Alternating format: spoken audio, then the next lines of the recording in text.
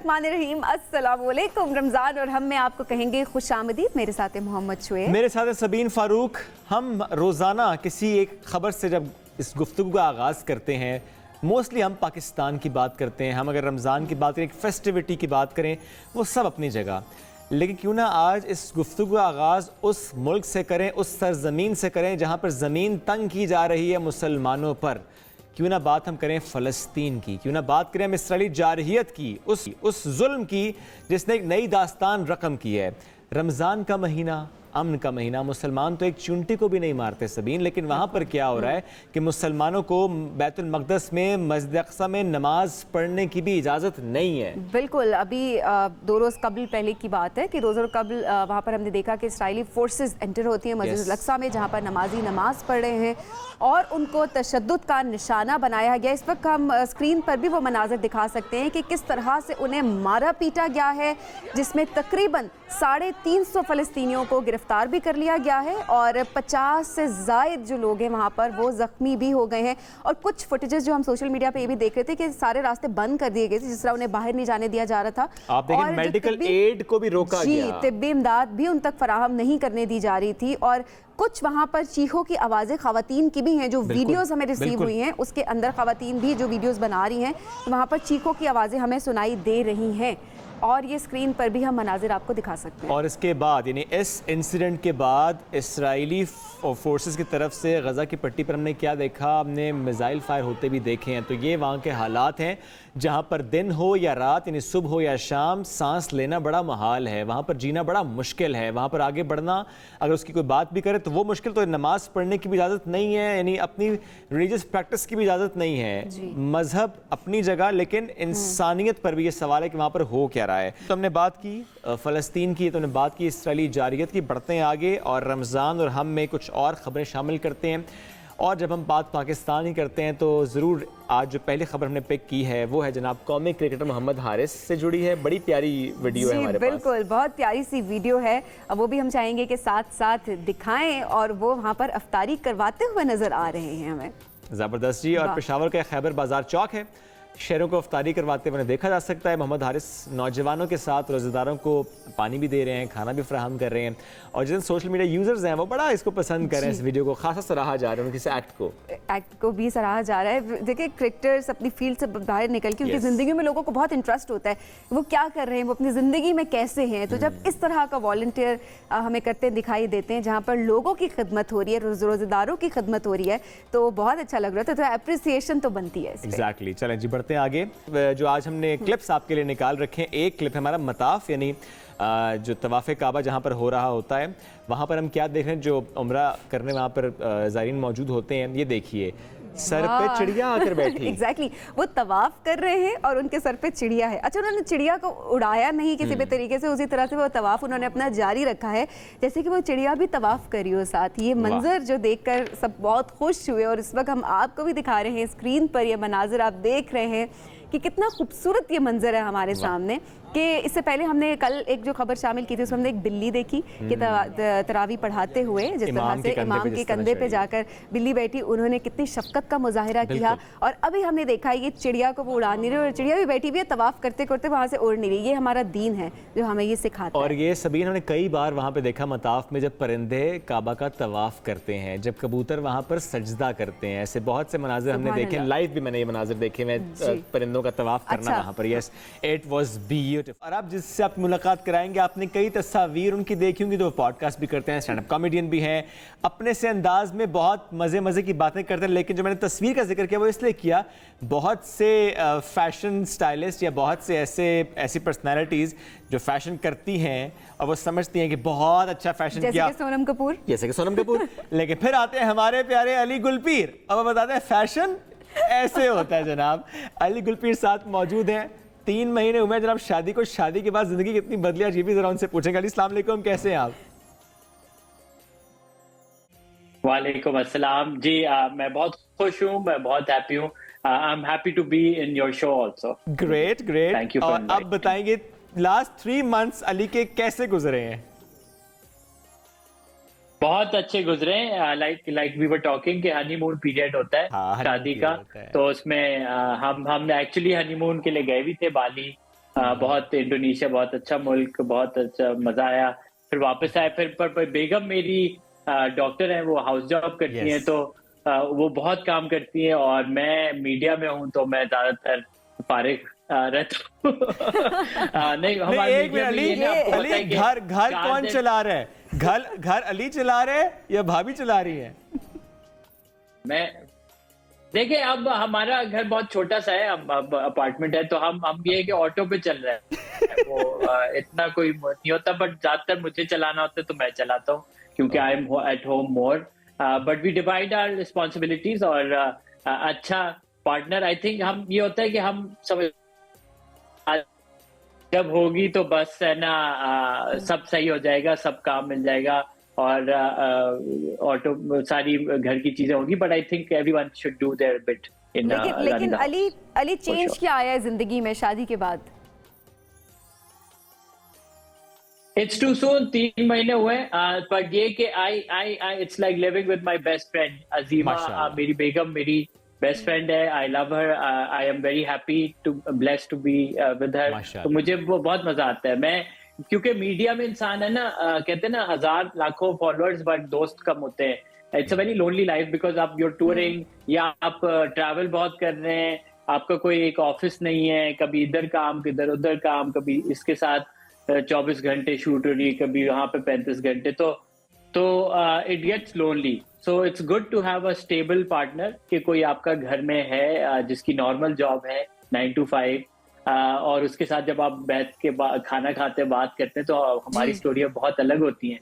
उसकी स्टोरी होती है कि आज पेशेंट एक था जो उसको मेरा ये होता है कि मेरा आज क्लाइंट या आज शूट पे ये एक कैरेक्टर आया था, तो हम मतलब हमारे इट्स वेरी इंटरेस्टिंग एंड अच्छा, वैसे आपका इंस्टाग्राम अगर recommend. देखें तो बहुत बहुत अच्छा फैशन सेंस है आपका। कहाँ से सीखा इतना अच्छा फैशन? मैं लास्ट टाइम अभी आपकी देखी थी वो सोनम कपूर की पिक्चर को, जो आपने उनकी लुक को रिक्रिएट किया है, कैसे आइडिया आया? जी जी, बस मैं फैशन का फैन हूँ, और मैं देखता हूँ।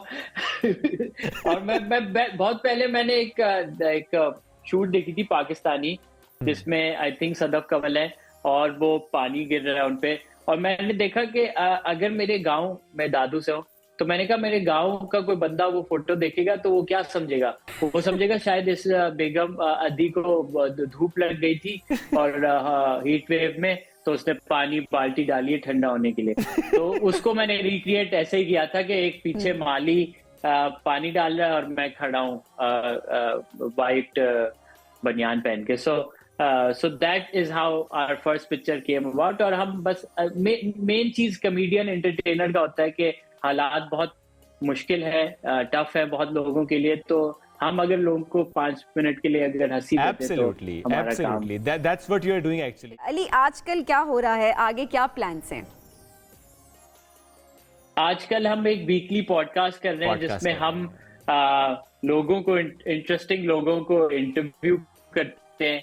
एक है नाम, जो हमारे पाकिस्तानी है, जो यूके में फार्मूला कार रेसिंग में है इन्वॉल्व, पहले पाकिस्तानी है, उनको इंटरव्यू किया। डिफरेंट लोगों को इंटरेस्टिंग, जो कॉमेडियन से लेके एक्टर से लेके सबको इंटरव्यू करता हूँ वंस अ वीक। और तो आजकल हमने, रमजान है तो हमने रॉबिनहुड आर्मी एक एनजीओ है जिसके साथ वो क्या करते हैं कि खाना, जैसे बेकरी या बड़े बुफे वाले रेस्टोरेंट्स में खाना जो बच जाता है, जो फेंका जाता है, तो वही उसी दिन वो लेके और गरीबों में जाके दे देते ताकि वेस्ट नहीं हो खाना। तो और हाँ, तो रिसोर्स वही है, मैनेजमेंट है। तो उनके साथ वॉलंटियर किया, उसकी वीडियो बनाई। तो प्लीज आप अभी 1 घंटे में अपलोड होगी, सब लोग देख सकते हैं। मैं लोगों को ये कहता हूँ कि 5th लार्जेस्ट पॉपुलेशन है हमारी दुनिया में। We have a lot of people.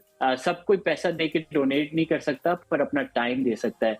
तो रमजान में एक अच्छी प्रैक्टिस बन जाए अगर आप फैमिली के साथ जाके और कहीं वॉलंटियर करें, ओल्ड एज होम में इफ्तारी कर लेके चले जाएं, उनके साथ बैठ जाएं, बात कर लें, ऑर्फनेज में चल जाएं, कहीं भी चले जाएं और वॉलंटियर करें, ताकि लोगों में कंपैशन और एम्पैथी बने और हम एक नेशन बने।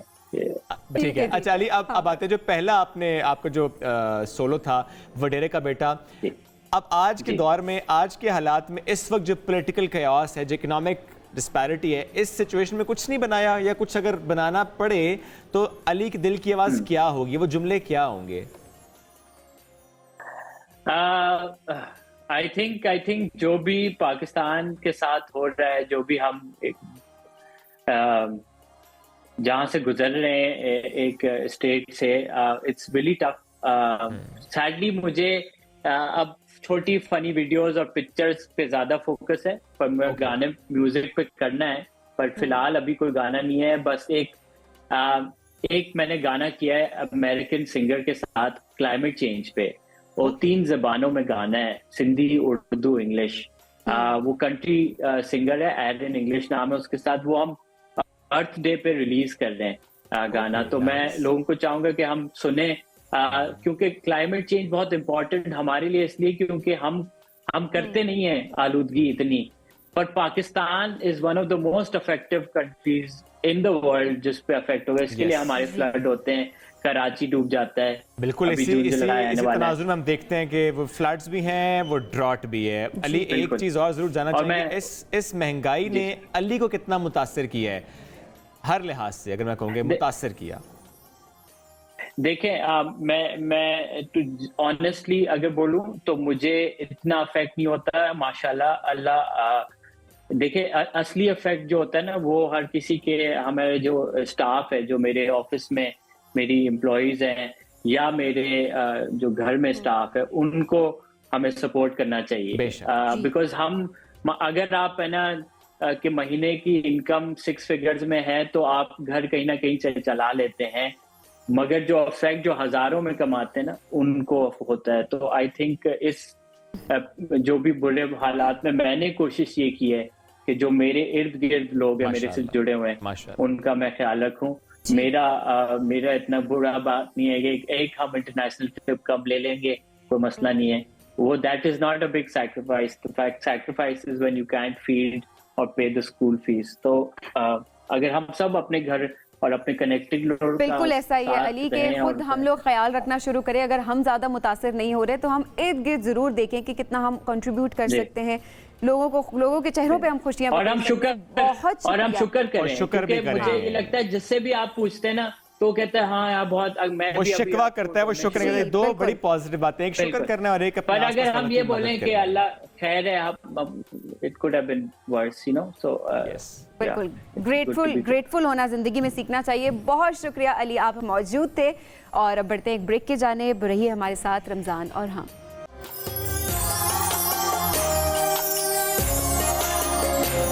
मजेदार सेगमेंट, मजेदार रमजान के साथ मैं, शुएब और समीन हाजिर हैं। एग्जैक्टली, तो चलते हैं समीन यानी किचन की तरफ, और आज क्या बन रहा है उन्हीं से जानते हैं, क्योंकि आज कुछ समझ नहीं आ रहा कि क्या बन रहा है। काफी कुछ है वहां पर। समीन, अस्सलाम वालेकुम। अस्सलाम वालेकुम शुएब, अस्सलाम वालेकुम सबीन, कैसे हैं आप दोनों? अल्हम्दुलिल्लाह बिल्कुल ठीक ठाक। क्या है आज मेन्यू में? आज मेन्यू में कुछ अलग सा हम करने जा रहे हैं, क्योंकि जो हमारी सारी डिशेस बनती आ रही हैं, और मैंने जैसे कि पहले भी कहा था कि इस मंडे से मैंने ये शुरू किया है कि एक दिन हम जो है वो मेन कोर्स करेंगे और एक दिन जो है हम वो कोई स्नैक्स आइटम करेंगे अफ्तार के लिए। तो आज मैंने सोचा कि हम ऐसा आइटम करें जो मेन कोर्स पे भी जाए और अफ्तार पे भी जाए। तो हम बना रहे हैं क्रीमी एंड चीज़ी मैकरोनीज। अच्छा, क्रीमी और चीज़ी मैकरोनीज की रेसिपी आपके पास बहुत सारी हैं, लेकिन मैंने फिर वही बात करूंगी, वो रेसिपी पिक करी है जो बेइंतहा आसान है और इजी टू मेक है, यानी कि किचन में जो आइटम मौजूद हैं हम उन्हीं से काम करेंगे। सबसे पहले तो मैं ये बता दूं कि मैंने यहाँ पे ये जो है वो मैकरोनीज जो है मैंने बॉईल करके रखे हुए हैं हस्बे ज़रूरत। मैकरोनीज 1 किलो 1 लीटर दूध है जो मैं इस्तेमाल करूँगी, उसके हिसाब से इसमें जितने मैकरोनीज आसानी से एडजस्ट हो सकें उतने ही मैं डालूँगी। अच्छा, यहाँ पे दूध मैंने बॉईल करने के लिए रखा हुआ है, और मैं बताना चाहूँगी कि इसके अंदर जो मैं सॉस बनाती हूँ उसको बोलते हैं वाइट सॉस या बेकहमल सॉस। बेकहमल सॉस या वाइट सॉस एक ही चीज़ होती है, और जब आप कोई ऐसा शेफ़ रिलेटेड कोर्स कर रहे होते हैं तो वहाँ पे 3 सॉसेस के बारे में बात होती है जो बहुत इंपॉर्टेंट होते हैं। एक होता है बेकहमल सॉस, एक होता है रेड सॉस, एक होता है ब्राउन सॉस। ये तीनों सॉस सबसे इम्पॉर्टेंट और की सॉसेस हैं किसी भी रेस्टोरेंट के लिए। जब आप सुबह किचन में जाते हैं तो सबसे पहले जो प्रिपरेशन स्टार्ट होती हैं वो स्टार्ट ही इन सॉसेस से होती हैं, ब्रॉथ से होती हैं और कटिंग से होती हैं। तो बेकमल सॉस जो मैंने सीखा है वो थोड़ा सा अलग तो नहीं बोलूँगी, लेकिन मुझे पसंद इसलिए है क्योंकि ये चीज़ टेक्निक मैंने पहले नहीं सीखी थी। मैंने यहाँ पे दूध जो है वो बॉयल करने के लिए रखा हुआ है। अगर आप देख सकते हो तो इसके अंदर एक जो है वो तेज़ पत्ता ये मैंने डाला हुआ है, और उसके बाद मैंने एक यहाँ पे प्याज ली है छोटी सी, और उस प्याज के अंदर मैंने इस तरह से लौंगे जो है वो दबाई हुई हैं। अच्छा, लौंगे, प्याज, तेज़पत्ता, इसको आप जब चूल्हे पे साथ साथ डाल के रख दें और इसको पकने के लिए छोड़ दें। हल्की आंच पे ये पकता रहेगा तो ये जो जितने भी इसके एक्सट्रैक्ट हैं, खुशबू है तेज़पत्ते की, लौंग की, प्याज की, वो इस दूध के अंदर आ जाएगी। अगर आपके घर में चिकन मौजूद है और आप बनाना चाह रहे हैं चिकन के साथ तो वेल एंड गुड। इसमें मैं और समीन, आपके हस्बैंड और सास कैसे खाते हैं? अब वो किसी भी तरह से खा लेते हैं, मेरे हाथ की हर चीज़ बहुत शौक से खा लेते हैं। माशाल्लाह, माशाल्लाह। 1 टीस्पून डालूंगी, माशाल्लाह 1 टीस्पून जाएगा इसमें गार्लिक, और बहुत सिंपल और इजी वाली मैरिनेशन है।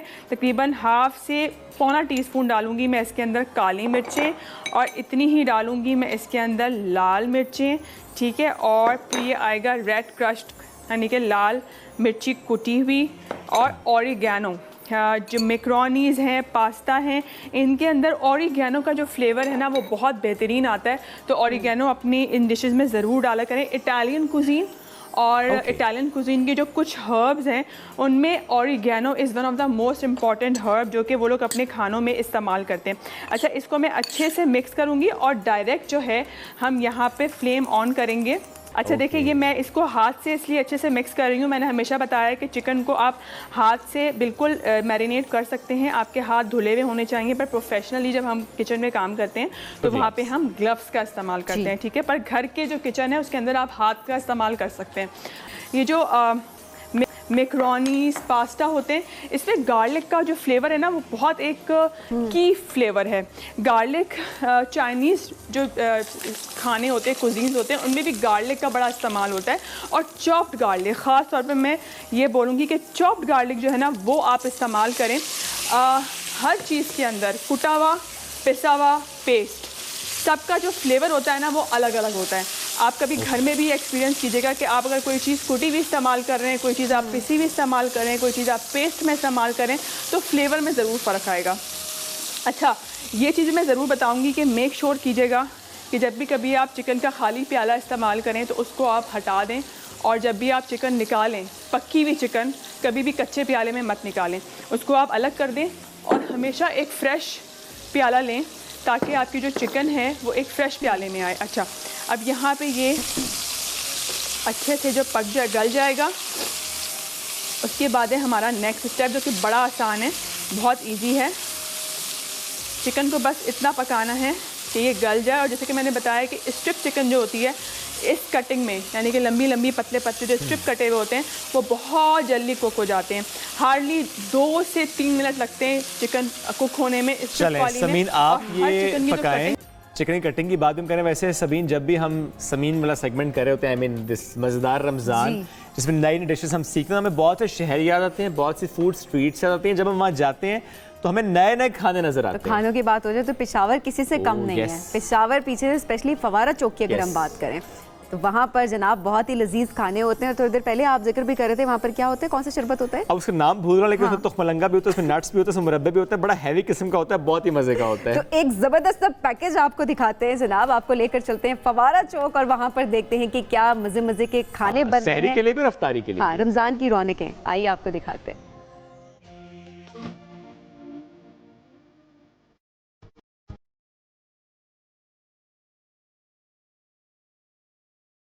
चौक फुआरा पेशावर लजीज खानों का मसरूफ मरकज। रमज़ान में इस फूड स्ट्रीट की रौनकें और भी बढ़ जाती है। अफ्तार से पहले गली के आगाज़ में दोनों तरफ मुरब्बे और फ्रूट चाट की रेहड़ियाँ, फिर सब्जी और दर्जन भर मसालों से बनी चटनी के स्टॉल्स। अफ्तार के लिए यहाँ दर्जन भर अक़साम की रोटियाँ और नान भी तैयार होते हैं। इस गली का लोबिया, चना और कचालू पेड़ा सबका पसंदीदा है। पेशावरी अपने दस्तरखान पर यहाँ के दही बले, पकौड़े और समोसे सजाने को तरजीह देते हैं। सिर्फ यही नहीं, मुरगन कानों में यहाँ पेशावर का मशहूर नमकीन डिश दमपोह, चपली कबाब, पाए, बीफ टिक्का, चिकन सजी और सीख कबाब के स्टार्स भी मौजूद हैं। इस फूड स्ट्रीट में सिर्फ अफ्तार नहीं बल्कि सहरी के तमाम लवाजमात भी मिलते हैं, इसलिए शहरी नमाज़ी तरावीह के बाद यहाँ का रुख करते हैं।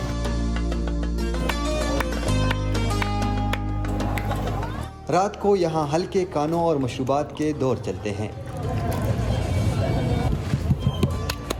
कहवे और चाय के ढाबों पर दोस्तों के साथ खूब महफिलें सजती हैं।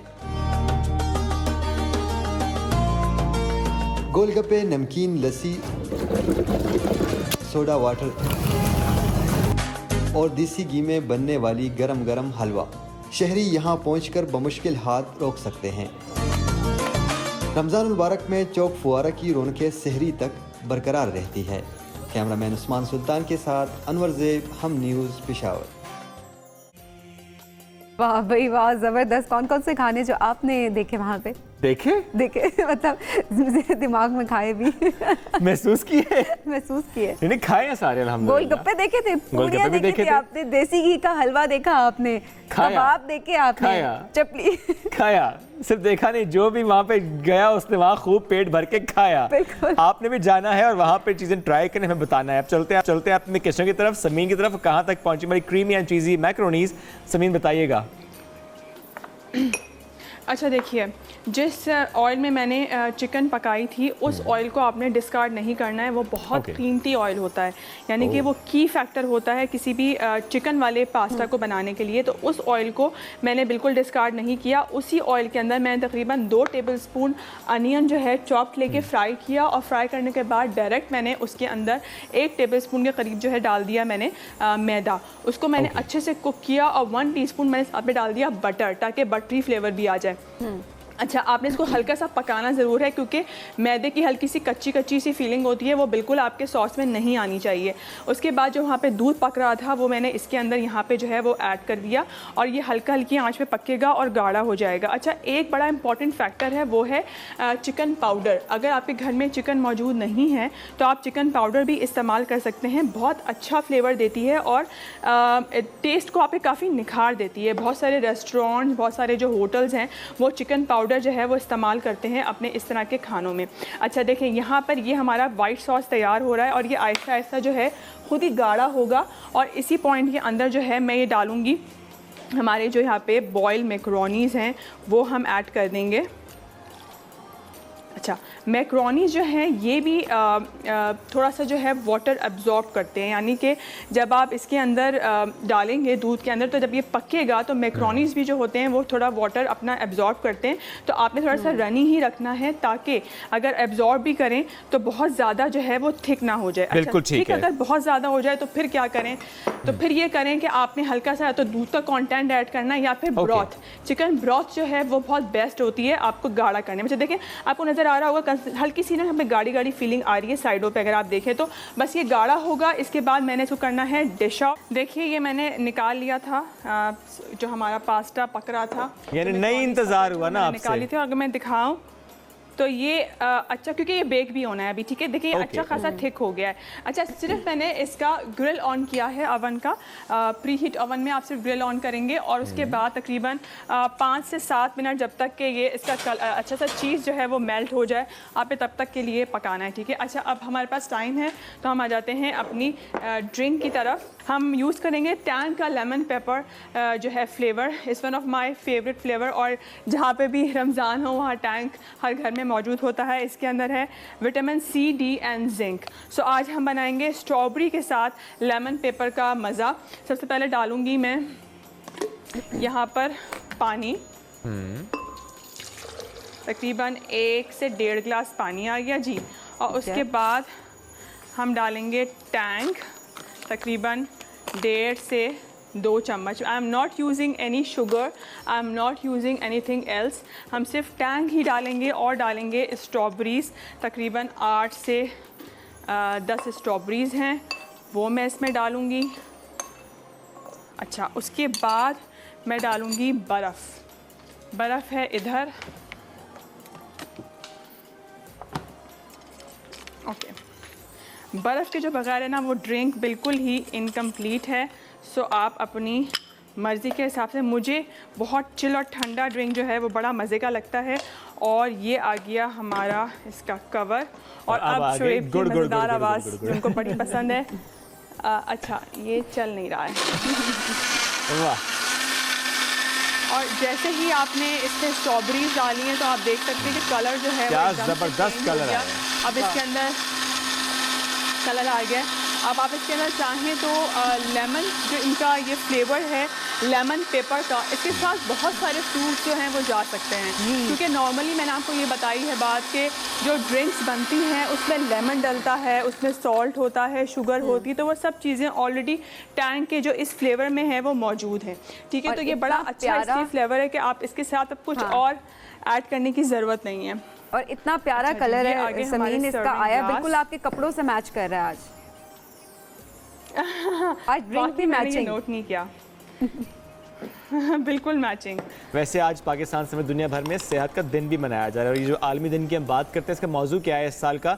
सेहत सबके लिए, इस सेगमेंट भी सबके लिए, तो इसलिए हम सबको गाइड भी कर रहे हैं कि आलमी यौम सेहत का मकसद क्या होता है। लोगों को इंसानी सेहत के जो पेचीदा मसाइल हैं, जो उनके तदारुक से मुतालिक आ गई है, वो फराहम किया जाए। एग्जैक्टली, तो ये यही है कि आप सबने अपनी सेहत का ख्याल रखना है। और ये रमज़ान में ये दिन आया है, देखें वैसे और 1949 से मुसलसल मनाया जा रहा है। एग्जैक्टली, और रमज़ान में जो आप अपनी सेहत के साथ करते हैं ना, तो आज ये दिन आपको रिमाइंड करवा रहा है कि ये जान आपकी अपनी है। I want to add something. हम रोज एक बात करते हैं, पकोड़े ना खाएं, समोसे ना खाएं, फ्राइड आइटम ना खाएं। मैं नहीं खाता, फिर मैंने कौन सा पहाड़ उखाड़ लिया है, मेरे पेट में फिर सुबह दर्द हो रहा था शहरी का, तो मैंने कहा मैं नहीं खा रहा पकोड़े, मुझे फिर भी दर्द हो रहा है, तो जो खा के सही है। लेकिन हो सकता है आप कुछ ऐसा खा रहे हो जो कि आपकी सेहत को इफेक्ट कर रहा है, तो you should consult a doctor. नहीं, मेरी बेगम ने कह दिया नट्स नहीं खाने। समीर से आप बताएं, आपकी टिप क्या है अपनी सेहत के लिए? अच्छा, देखिए बहुत सिंपल सी बात है, सब कुछ खाएं लेकिन लिमिट में खाएं। हमारी जो खाने की जो हमारी एक एक जो हमने कैटेगराइज किया हुआ होता है अपना फूड, तो बहुत सारे डाइटिशियंस ये भी कहते हैं कि आप छोटे छोटे से पोर्शंस में खाएं। अच्छा, मेरा खुद का उसूल भी यही है कि खाएं सब कुछ खाएं। आपको फाइबर भी लेना ज़रूरी है, आपको कार्बोहाइड्रेट्स लेना भी ज़रूरी है, आपको प्रोटीन लेना भी ज़रूरी है, और आपको डेयरी प्रोडक्ट लेना भी ज़रूरी है, और आपको साथ फ्रूट्स भी लेने हैं। लेकिन आप हर चीज़ जो है वो पोर्शंस में खाएं। नहीं, लेकिन अगर क्रीमी चीज़ी मैक्रोनीज इतनी अच्छी बनी हो तो वो कैसे पोर्शन में खाएं भाई?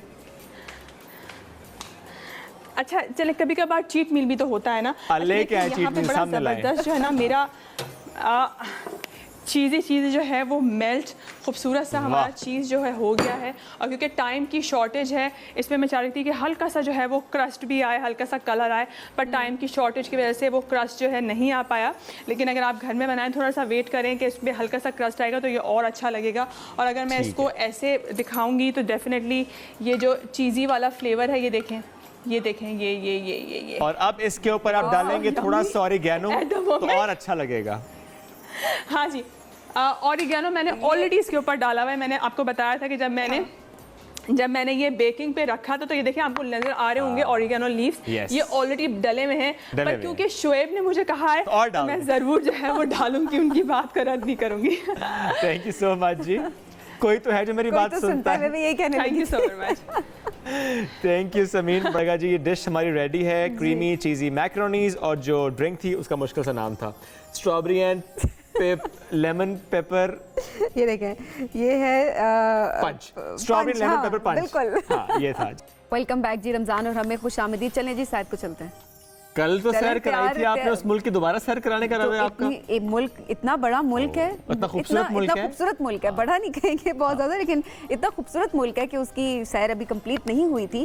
तो हम बात करें उज़्बेकिस्तान की। एग्जैक्टली, उज़्बेकिस्तान की सैर मुकम्मल नहीं हुई थी। खुरम साथ मौजूद है, उनसे आप कहते थे सैर मुकम्मल कराएं। वैसे मुकम्मल हो नहीं पाएगी, लेकिन जितनी हम कर सकते हैं कोशिश वही की है। अस्सलाम वालेकुम जी। वालेकुम अस्सलाम। बड़े ममालिक, बड़ी शख्सियत को मरते मरते भी कई सदियां लग जाती हैं।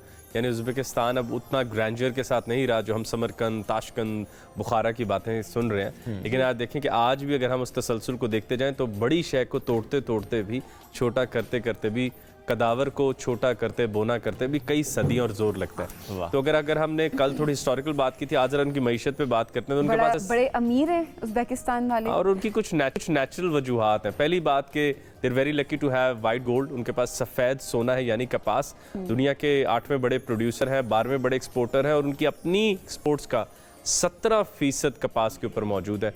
अच्छा, उसकी तफसील में हम नहीं जाएंगे। उज़्बेकिस्तान ने ही तारीख का सबसे बड़ा ऐसा सानिया सहा हुआ है माहौल से जुड़ा हुआ जो इंसानों का बनाया हुआ है। सोवियट्स ने पानी मोड़ा था RLC का इनकी तरफ कि इनकी कपास और बेहतर हो जाए, तो वो भी एक बहुत बड़ा सानिया है, हम उसकी तरफ नहीं जाएंगे। लेकिन इनकी कपास दुनिया में बहुत मशहूर है। और अगर सफ़ेद सोने की बात किया तो जो ऑर्गेनिक सोना है, दूसरा सोना है, ओरिजिनल सोना है, वो भी दुनिया की सबसे बड़ी ओपन पिट माइन जो है वो इन्हीं के पास है। और पूरी दुनिया में अब आप ये समझ लीजिए कि पूरी दुनिया में सबसे ज़्यादा सोना एक्सपोर्ट करने वाले ममालिक में इनका 12वां नंबर है। और एक साल में तकरीबन 66 से 100 टन तक सोना जो है यहाँ से निकलता है, और ये बड़ी हैरानकुन बात है। और इनकी अपनी एक्सपोर्ट्स का 44% यहाँ से जुड़ा हुआ है। ओके, और जब हम सोने की बात करते हैं, एक मकबरा भी तो है गोरे मीर जहाँ पर सोने से बनाया जी बिल्कुल।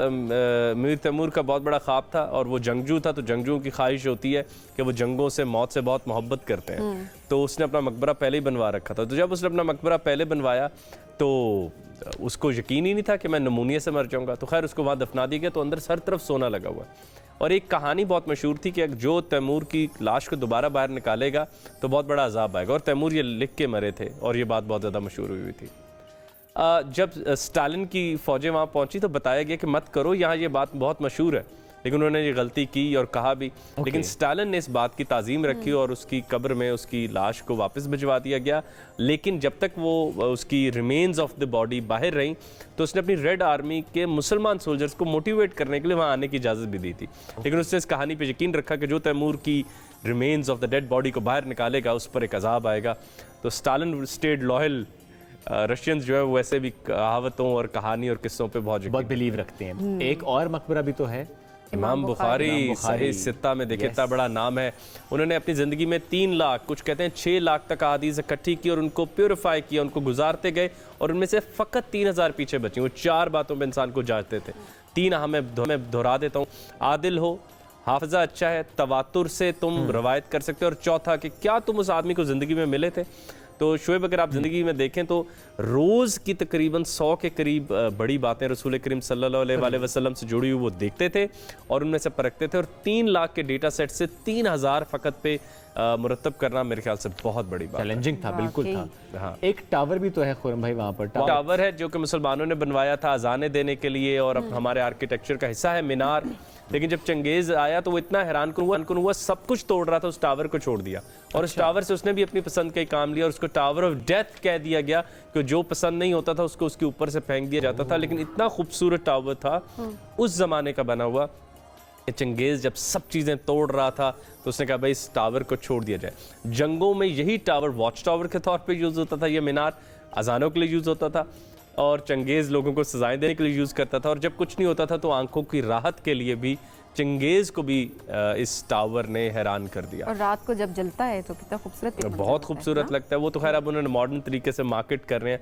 और तो अगर हम इनकी जंगजूई की तरफ चंगेज़ कर जाएं तो कुपकारी जो इनकी गेम है वो भी कहा जाता है। इसमें घोड़ों पर लोग मर्द खुसूसन बैठ के खेलते हैं और भेड़ होती है जो एक दूसरे रहे होते हैं। ये गेम दुनिया में बहुत वाइल्ड तरीके की एक गेम समझी जाती है, बहुत ताकतवर मर्द इसको खेलते हैं। लेकिन अहम बात यह कि चंगेज़ ने अपने सिपाहियों को सिखाने के लिए कि गेम कैसे, ताकत सिखाने के लिए, एक दूसरे से टीम बिल्डिंग करने के लिए, जोर आजमाइश के लिए ये गेम ईजाद की थी। तो चंगेज़ के उज़्बेकिस्तान के ऊपर भी काफ़ी असरात हैं। जहाँ तैमूर की हम बात करें वहाँ पे ये बात करनी बहुत ज़रूरी है। और उसके अलावा अगर हम वापस मज़हब की तरफ जाएँ तो हज़रत उस्मान रज़ी अल्लाह अन्हु ने रसूल करीम सल्लल्लाहु अलैहि वसल्लम की रहलत के दुनिया से पर्दापोशी करने के 19 साल बाद जो कुछ कुरान मजीद तैयार करवाए थे, जो स्टैंडर्ड कुरान कहलाए जाते हैं, मुरतब करवाए थे, उनको जब कई ममालिक में भेजा, एक अपने पास रखा और 5 मुख्तलिफ ममालिक में भेजा, उनमें से एक भी इस वक्त बुखारा में मौजूद है। तो यानी उज़्बेकिस्तान के पास तारीख़ी किताबें, तारीख़ी मदरसे, तारीख़ी गेम्स, बहुत कुछ मौजूद है। इसलिए मैंने कल कह रहा था कि पूरे का पूरा उज़्बेकिस्तान ही म्यूजियम है, ये खुद टाइप घर है।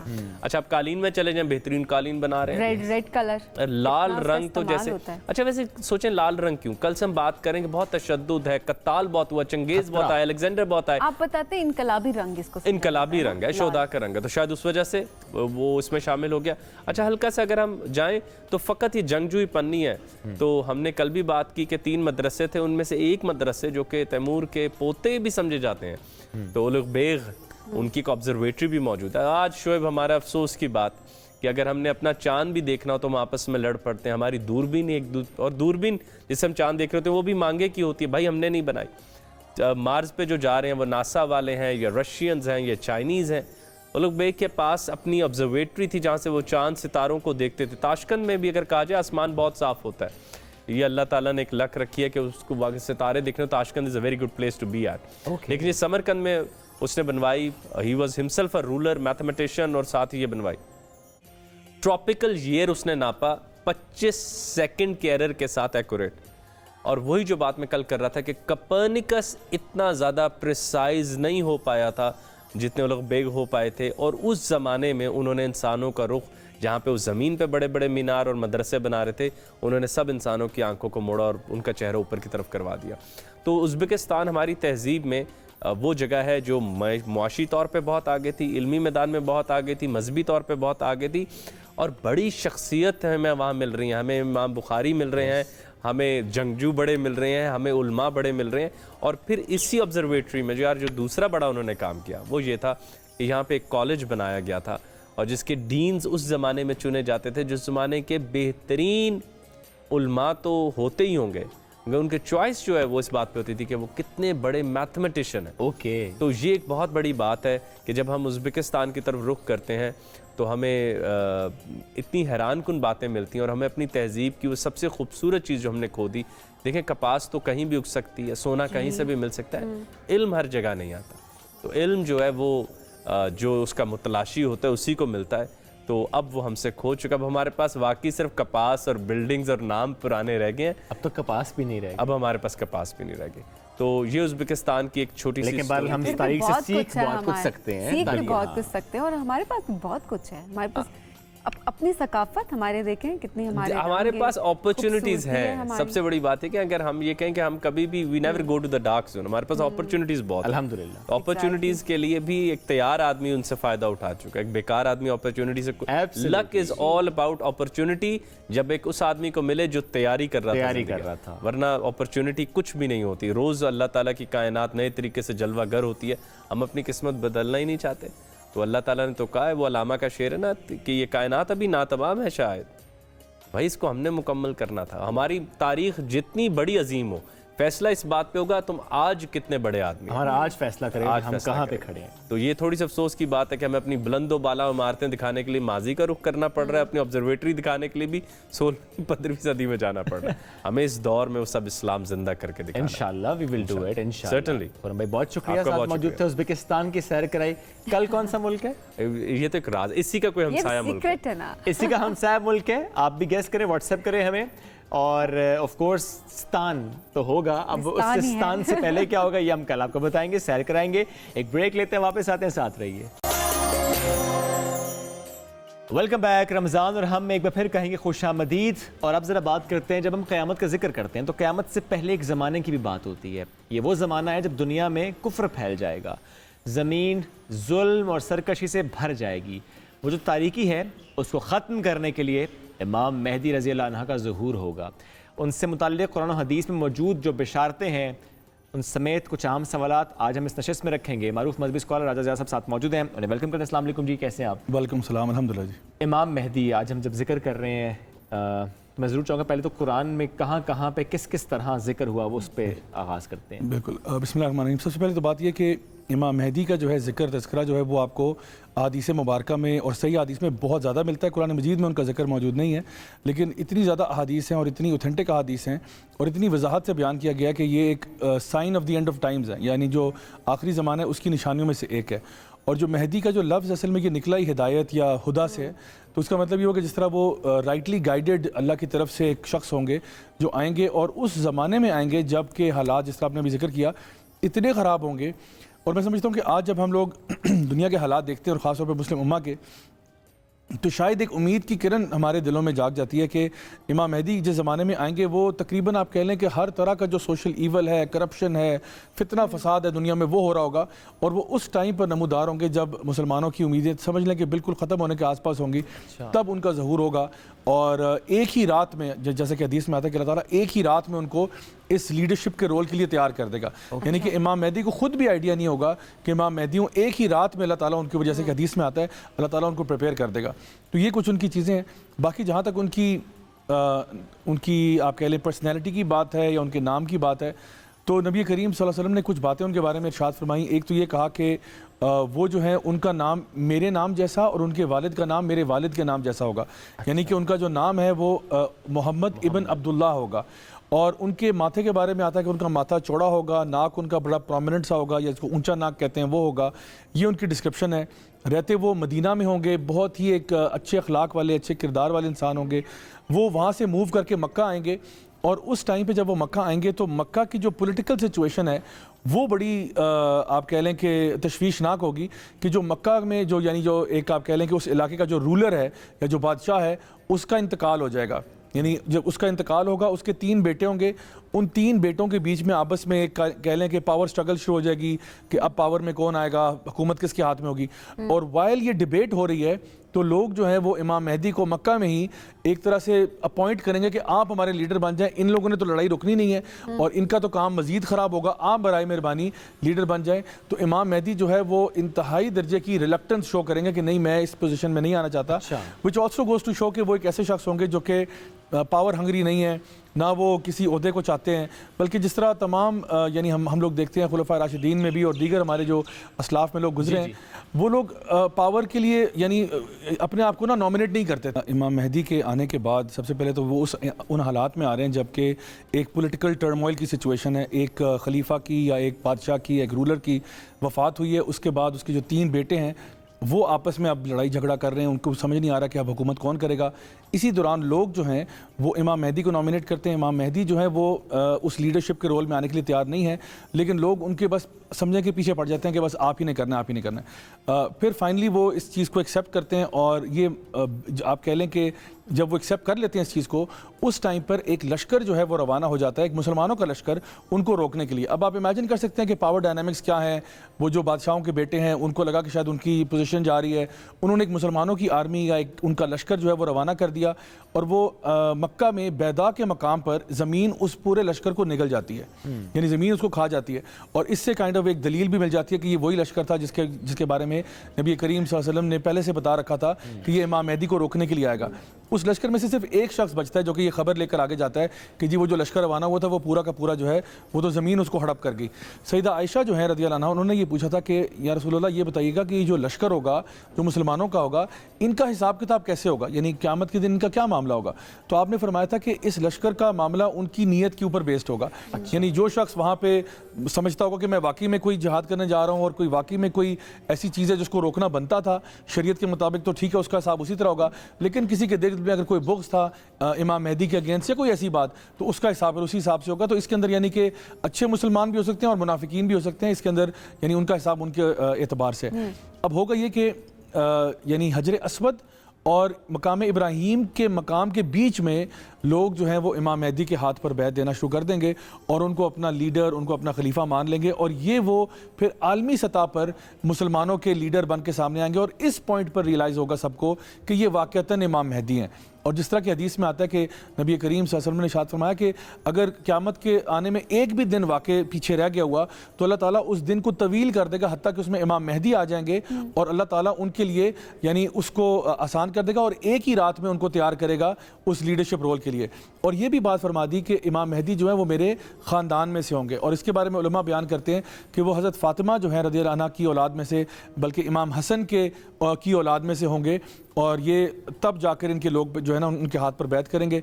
अच्छा, उसके बाद ये होगा कि first order of the day जो है वो ये होगा कि कुस्तुनतुनिया जो है कॉन्स्टेंटिनोपल या इस्तांबुल जो है उसके बारे में आता है कि उस टाइम पर वो कुफार के हाथों में होगा। अब इसके बारे में थोड़ा सा उलमा के बीच में इख्तलाफ पाया जाता है, बट जनरली मीनिंग यही है कि इस्तांबुल जो है वो उस टाइम पे कुफार के हाथों में होगा। सबसे पहला जो ऑर्डर ऑफ द डे है वो ये है कि इमाम मेहदी जो है एक लश्कर वहाँ पर रवाना करते हैं और कुफार को वहाँ पर शिकस्त होती है और कुस्तुनतुनिया वापस जो है वो मुसलमानों के हाथ में आ जाता है। उसके बाद ये बयान किया जाता है कि इमाम मेहदी का जो दौर होगा उनकी खिलाफत का वो तकरीबन 7 से 9 साल अप्रॉक्सीमेटली बताया जाता है, इतना उनका अरसा होगा। And this is the good news कि ये मुसलमानों के लिए बेस्ट टाइम होगा जो कभी तारीख में मुसलमानों ने इतना अच्छा दौर नहीं देखा होगा, जिसमें अल्लाह ताला आसमान से रहमतों की बारिशें नाजिल करेगा, ज़मीन से ख़जाने निकल के बाहर आ जाएंगे और क्रॉप्स इतनी बेहतरीन हो जाएंगी, फ्रूट्स इतने ज़बरदस्त हो जाएंगे, यानी देयर विल बी प्रॉस्पेरिटी, यानी खुशहाली का दौर होगा। इस हद तक होगा कि इमाम मेहदी जो है बग़ैर गिने लोगों में माल बांटेंगे। और यानी दिस इज़ ये वो चीज़ है कि जिसके बारे में ना हम लोग एक पॉजिटिव होप रख सकते हैं, उम्मीद रख सकते हैं कि जितने भी हालात आज ख़राब है, जितने भी हम लोग कहते हैं जी इकोनॉमिक हालात ठीक नहीं है, सोशल डिक्लाइन है, ये है वो, यानी वो टाइम ऐसा होगा कि जो बहुत प्रॉस्पेरिटी का होगा। अच्छा, उस दौर के टुवर्ड्स द एंड पता ही चलेगा कि कुछ एक जगह से ऐलान होगा कि जी दज्जाल जो है उसका ज़हूर हो गया। अब ये इमाम मेहदी का आना, दज्जाल का आना, उसके बाद ईसा अलैहिस्सलाम का आना, ये बिल्कुल कड़ियाँ हैं वन आफ्टर दी अदर। तो कहीं से आवाज़ आएगी कि जी दज्जाल आ गया, दज्जाल आ गया। इमाम मेहदी फ़ौरन से एक लश्कर रवाना करेंगे जो कि दज्जाल को फाइट करने के लिए जाएगा, लेकिन जब वो वहाँ पहुँचेंगे तो पता चलेगा कि ये एक बिल्कुल अफवाह थी। अच्छा, जैसे ये बात इस्टेब्लिश होगी, ये बड़ा एक और बात है कि जैसे पता चलेगा ये अफवाह थी तो उस टाइम पे वाकई में दज्जाल आ जाएगा। और फिर खुलासा कलाम ये है कि इमाम मेहदी का जो लश्कर है वो तो इसको डिफीट नहीं कर पाएगा। दज्जाल जो है वो बहरहाल ईसा अलैहिस्सलाम के हाथों शिकस्त पाएगा, लेकिन नबी करीम सल्लल्लाहु अलैहि वसल्लम की हदीस मौजूद है, आपने फरमाया कि तुम्हें अगर इस लश्कर को ज्वाइन करना पड़े और उसको ज्वाइन करने के लिए अगर तुम्हें बर्फ़ पर भी रींग कर जाना पड़े तो तुम ज़रूर उस लश्कर को ज्वाइन करना। तो हमारे लिए इसके अंदर जो है ना लेसन यही है कि इमाम मेहदी का साथ देना और अपने आप को उस टाइम के लिए पहले से अपने आप को प्रिपेयर करना। बहुत शुक्रिया जी, आप हमारे साथ मौजूद थे। दोबारा मुलाकात कल होगी नए मेहमानों नए मौज़ूआत के साथ। दुआ में याद रखिए, do give us the feedback. अल्लाह हाफ़िज़।